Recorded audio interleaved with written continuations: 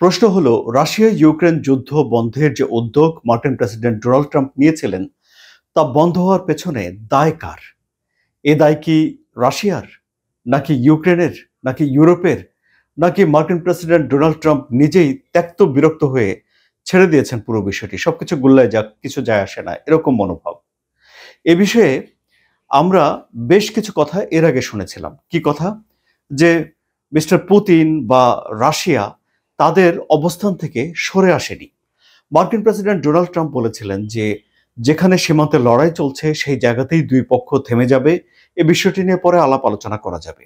এটি মোটামুটিভাবে ইউরোপ কিংবা জেলেনস্কি অনেকদিন ধরেই চাইছিলেন যে জমির বিষয়টি পরে আলাপ আলোচনা হবে, কিন্তু রাশিয়া এই বিষয়টি মানেনি, এই প্রস্তাবটি মানেনি। তারা বলেছে যে না, মূল কারণ দূর করতে হবে এবং একটা স্থায়ী সমাধান হতে হবে, যুদ্ধবিরতির অস্থায়ী সমাধান দিয়ে কোনো কিছু হবে না।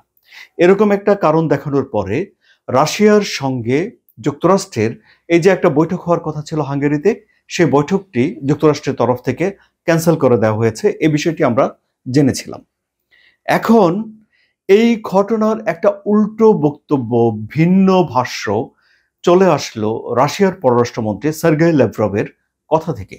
রবিবার তিনি এই প্রসঙ্গে কথা বলেছেন এবং তিনি বলেছেন যে মার্কিন প্রেসিডেন্ট ডোনাল্ড ট্রাম্প ইউক্রেন এবং ইউরোপকে বোঝানোর জন্য হিমশিম খেয়েছেন যে শান্তিপূর্ণ এবং কূটনৈতিক উপায়ে এইটা যুদ্ধটা, লড়াইটা বন্ধ করা উচিত। অর্থাৎ ইউক্রেন এবং ইউরোপ কূটনীতির ভাষায় শান্তিপূর্ণ উপায়ে এই লড়াই বন্ধ করতে চায় না, এই অভিযোগ আবারও করল রাশিয়া। মিস্টার ল্যাভরভ বলছেন যে তিনি এই বিষয়টি জানতে পেরেছেন, মানে রাশিয়ার কাছে এই তথ্য রয়েছে যে ইউরোপ এবং জেলেনস্কি চায় যে যুদ্ধটা চলুক এবং সামরিকভাবেই এর মীমাংসা হোক এবং যুক্তরাষ্ট্র এই যুদ্ধের অংশ হয়ে যাক। এই হলো গিয়ে পরিস্থিতি। এরপর আমরা যেটি দেখতে পেলাম সেটি হলো যে মার্কিন প্রেসিডেন্ট ডোনাল্ড ট্রাম্প রাশিয়ার তেল কোম্পানির উপরে নিষেধাজ্ঞা আরোপ করেছে। রাশিয়া তাদের বিশেষ দূতকে যুক্তরাষ্ট্রে পাঠিয়েছে এবং সেই বিশেষ দূত দুটো বিষয় মার্কিন প্রেসিডেন্ট ডোনাল্ড ট্রাম্পকে বোঝানোর জন্য চেষ্টা করেছেন। একটি হলো যে যুদ্ধক্ষেত্রে রাশিয়ার অবস্থান অত্যন্ত ভালো এবং এই যে ধারণা করা হচ্ছে ইউরোপের তরফ থেকে যে রাশিয়ার তেল বিক্রি বন্ধ করে দিলে, তেল শোধনাগার ধ্বংস করে দিলে, তেল বিক্রি টাকা না পেলে রাশিয়ার অর্থনীতি ভেঙে পড়বে এবং টাকার অভাবে বাধ্য হয়ে মিস্টার পুতিন যুদ্ধটা বন্ধ করে দেবেন, এই বিষয়টি ঠিক নয়। এটি যুক্তরাষ্ট্রকে এখন রাশিয়া বোঝাতে চায়। রাশিয়া বলছে যে তাদের অর্থনীতি যথেষ্ট পরিমাণে ভালো রয়েছে এবং ডলারের বিপরীতে রুবেলের যে দর, তার তুলনা উল্লেখ করে যুক্তরাষ্ট্রকে বোঝানোর চেষ্টা করেছে রাশিয়া যে রাশিয়ার অর্থনীতি ভালো, সুতরাং এইসব নিষেধাজ্ঞাগুলো দিয়ে কোনো কিছু হবে না, একটা সম্মানজনক আলাপ আলোচনার মধ্য দিয়েই এই যুদ্ধটা শেষ হতে পারে। এখন তাহলে রাশিয়ার পররাষ্ট্রমন্ত্রী মানে টপ ডিপ্লোম্যাট সার্গেই লাভরভ তিনি এখন প্রশ্ন তুলছেন যে আলাস্কাতে যে বৈঠক হয়েছিল এবং আলাস্কাতে তখন যে সমঝোতা হয়েছিল দুই পক্ষের ভিতরে, রাশিয়া এবং যুক্তরাষ্ট্রের ভিতরে, সেগুলো এখনো কার্যকর আছে কিনা।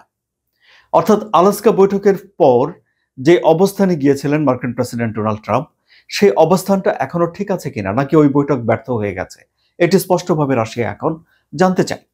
এবং রাশিয়া বলছে যে আলাস্কা বৈঠকে যে সমঝোতা হয়েছিল সেই সমঝোতাতে বেশ কিছু বিষয়ে রাশিয়া একমত হয়েছিল, কিন্তু রাশিয়া তার বেসিক যে পয়েন্ট, সেই পয়েন্টে বরাবরই এক ছিল।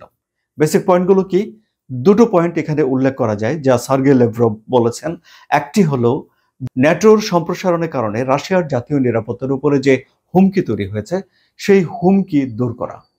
অর্থাৎ পূর্বাঞ্চলে এসে ন্যাটো আর কোনো দেশকে তাদের সদস্য করতে পারবে না, ইউক্রেনকে তো পারবে নাই, এবং রাশিয়ার জাতীয় নিরাপত্তাকে ঠিকঠাক রাখতে হবে এবং ইউক্রেনের ভিতরে যারা রাশিয়ান ভাষাভাষী রয়েছে তাদের নিরাপত্তার ব্যাপারটিকে নিশ্চিত করতে হবে।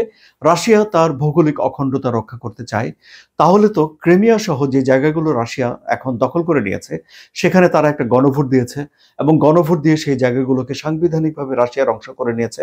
সুতরাং ওই জমি যদি ফেরত দিতে বলা হয় তাহলে এটি তো রাশিয়ার অখণ্ডতার উপরেই হামলা হয়ে পড়ে। ফলে পরিস্থিতি এখানে জমি বন্টন নিয়ে আরো একটি জটিল হয়ে পড়ে। রাশিয়ার তরফ থেকে বলা হয়েছে যে ক্রিমিয়া এবং এই যে দনবাস যে অঞ্চলগুলো রয়েছে সেখানকার সাধারণ মানুষের মতামতকেই গুরুত্ব দিতে হবে। যে জায়গাগুলো রাশিয়া দখল করে নিয়েছে এবং যেখানে তারা গণভোট করেছে সেখানকার ভোট তারা রাশিয়ার পক্ষেই পেয়েছে। সুতরাং এখন সার্গেই ল্যাভরভ যে বিষয়টি বলছেন সেটি হলো যে এই যুদ্ধ বন্ধ করার যে উদ্যোগ নেওয়া হয়েছিল, সে উদ্যোগ বন্ধ করার দায়ভারও তিনি ইউক্রেন এবং ইউরোপকে দিয়ে রেখেছেন। তাহলে পরিস্থিতি কতটুকু জটিল হলো বলে আপনি মনে করেন? সুপ্রিয় দর্শক, আপনার মতামত কমেন্টে জানান। আলোচনা যদি ভালো লাগে তাহলে সাবস্ক্রাইব করে চ্যানেলের সঙ্গে থাকুন। ধন্যবাদ সবাইকে।